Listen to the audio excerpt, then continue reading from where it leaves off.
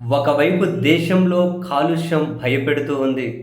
ఢిల్లీ లాంటి చోట్ల ఏం చేయాలో తెలియక కోట్ల కోట్లు ఖర్చు పెట్టి తాత్కాలిక ఉపశమనం కోసం అని చెప్పి విమానాల్లో కెమికల్ నింపుకొని మేఘాలలో కెమికల్ జల్లి వర్షం కురిపించాలి అన్న కూడా ఆ ప్రయత్నాలు కూడా విఫలమయ్యాయి. అంతర్జాతీయంగా కూడా దేశానికి సంబంధించి చాలా తీవ్ర ఇబ్బందికర పరిస్థితి. టాప్ 5 వర్స్ట్ కాలుష్యం అంటే కాలుష్యం ఎక్కువగా ఉన్న దేశాలు. గాలి నాణ్యత విషయంలో వర్స్ట్ టాప్ 5 దేశాల్లో మన ఇండియా కూడా ఉంది. పక్కన పాకిస్తాన్, బంగ్లాదేశ్ కూడా ఉన్నారు. దీని మీద పెద్ద చర్చ జరుగుతూ ఉంది.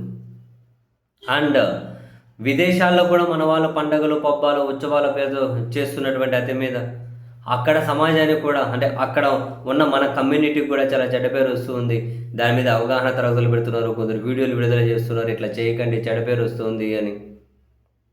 ఇవన్నీ జరిగే క్రమంలో వీటన్నిటి మీద తాజా మాజీ సుప్రీంకోర్టు న్యాయమూర్తి జస్టిస్ అభయ్ ఎస్ ఓకా చాలా కీలక వ్యాఖ్యలు చేశారు. జల కాలుష్యం, వాయు కాలుష్యం, శబ్ద కాలుష్యాలని కంట్రోల్ చేయకపోతే రాబోయే తరాన్ని మనమే పూర్తిగా నాశనం చేసినట్లు అవుతుందని, ఈ విషయంలో అన్ని వ్యవస్థలు చాలా కఠినంగా వ్యవహరించాల్సిన అవసరం ఉంది అని చెప్పిన జస్టిస్ అభయ్ ఓకా యాక్చువల్గా సుప్రీంకోర్టు బార్ అసోసియేషన్ ఒక కార్యక్రమాన్ని నిర్వహించింది. కాలుష్యం, వాతావరణ మార్పులు, మనం సుస్థిర భవిష్యత్తు అనే అంశంపైన ఆ కార్యక్రమంలో మాట్లాడినటువంటి జస్టిస్ అభయ్ ఎస్ ఓకా పర్యావరణ నాశనాన్ని అడ్డుకోకపోతే దానికి మనందరం బలికాక తప్పదంటూ అత్యంత కీలక వ్యాఖ్యలు చేశారు. మత సంప్రదాయాల పేరుతో విదేశాల్లో స్థిరపడ్డ ఎన్ఆర్ఐలు నదులను కలుషితం చేస్తున్న వైనం, వీధుల్లో హద్దులు, నిబంధనలు మీరి జరుపుకున్న దీపావళి వేడుకల కారణంగా పలు చోట్ల పౌరులకు అసౌకర్యం, కొన్ని చోట్ల ప్రమాదాలు సంభవించడం వంటి ఘటనలు, వీటన్నింటినీ చర్చించింది సుప్రీంకోర్టు బార్ అసోసియేషన్లో జరిగిన కార్యక్రమం. ఈ కార్యక్రమంలో జస్టిస్ అభయ్ ఎస్ ఓకా మాటలు చాలా తీవ్ర ప్రాధాన్యతతో కూడుకున్న అంశాలు మాటలు అంటూ దేశంలోని చాలామంది ప్రముఖులు మద్దతిస్తూ ఉన్నారు. ఈ ఉత్సవాల పేరుతో జరిగే తొక్కిసలాటలు, ప్రమాదాల కారణంగా పలువురు గాయపడుతూ ఉండడం, వీటన్నిటి మీదగానే ఆ సమావేశం ఆందోళన వెలుబుచ్చింది.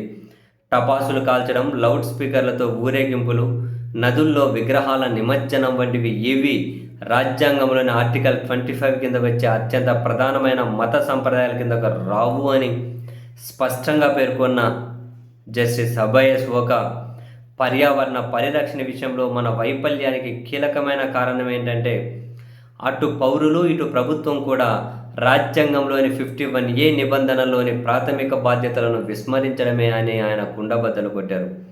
దురదృష్టకరమైన అంశం ఏంటంటే మతం పేరుతో పర్యావరణాన్ని నాశనం చేసే ధోరణి ఉండడం. అయితే ప్రపంచంలోని ప్రతి మతము కూడా ప్రకృతిని కాపాడమనే చెబుతోందని, సాటి జీవజాతులతో సహానుభూతితో వ్యవహరించమనే చెబుతోంది అని, పండుగలను జరుపుకునే క్రమంలో పర్యావరణాన్ని నాశనం చేయమని, జంతువుల పట్ల క్రూరత్వంతో వ్యవహరించమని ఏ మతము చెప్పదని. ఐఎమ్ రిపీటింగ్, పర్యావరణాన్ని నాశనం చేయమని, జంతువుల పట్ల క్రూరత్వంతో వ్యవహరించమని ఏ మతము చెప్పదు అని జస్టిస్ అభయ్ ఎస్ ఓకా స్పష్టం చేశారు. దీపావళి వస్తే టపాసుల శబ్దాలతో ఊళ్ళు మారుమోగిపోవడాన్ని ప్రస్తావిస్తూ ఈ శబ్దాలకు పక్షులు, జంతువులు బెదిరిపోతుంటాయని, చిన్నపిల్లలు, వయోవృద్ధులు కూడా చాలా ఇబ్బంది పడుతూ ఉంటారని, వీరందరినీ ఇబ్బంది పెట్టడంలో వచ్చే సంతోషం ఏంటి అని చెప్పి జస్టిస్ ప్రశ్నించారు.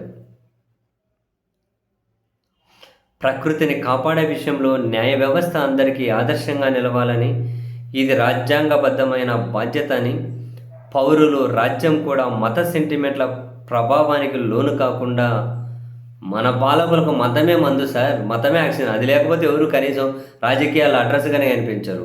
ఎందుకంటే ఎఫిషియెంట్ ఉన్న లీడర్స్ కాదు కదా. మీరు దాని ప్రభావం లేకుండా అంటే వీళ్ళు ఎవరు కనిపించరు కూడా కనిపించరు. వాళ్ళకి అధికారం కావాలి. అట్లాంటి వాళ్ళకి సమాజం, దేశం ఏమైపోతే వాళ్ళకి ఏం సంబంధం సార్? పౌరులు, రాజ్యం కూడా మత సెంటిమెంట్ల ప్రభావానికి లోను కాకుండా పర్యావరణ పరిరక్షణకు ప్రాధాన్యం ఇవ్వాలి అని పిలుపునిచ్చారు. మత పెద్దలు, రాజకీయ నేతలు కూడా పండుగల సమయంలో కలిగే కాలుష్యం, అసౌకర్యాల విషయంలో నోరెత్తకపోవడంపై జస్టిస్ అభయ్ ఒక ఆందోళన వ్యక్తం చేశారు. పర్యావరణ సంబంధిత న్యాయం కోసం పోరాడుతున్న వారికి సమాజం నుంచి మద్దతు కూడా కరువవుతుంది అని ఆయన ఆవేదన వ్యక్తం చేశారు. మద్దతు కరువైతే పర్వాలే, దేశద్రోహులు అంటారు.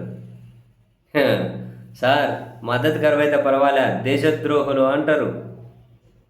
మామూలుగానా? వామ్మో!